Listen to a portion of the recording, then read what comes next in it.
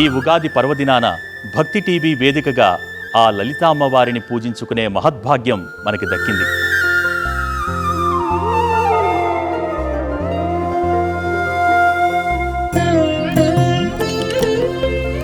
పంచాంగ శ్రవణం విశిష్టతేంటి?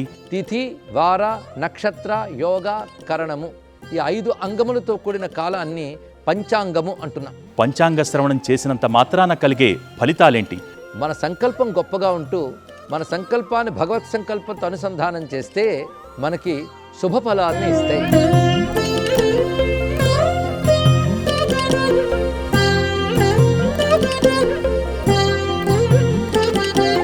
బ్రహ్మశ్రీ సామవేదం షణ్ముఖ శర్మ వారి ఆధ్వర్యంలో శుభ ఉగాది మీ భక్తి టీవీలో.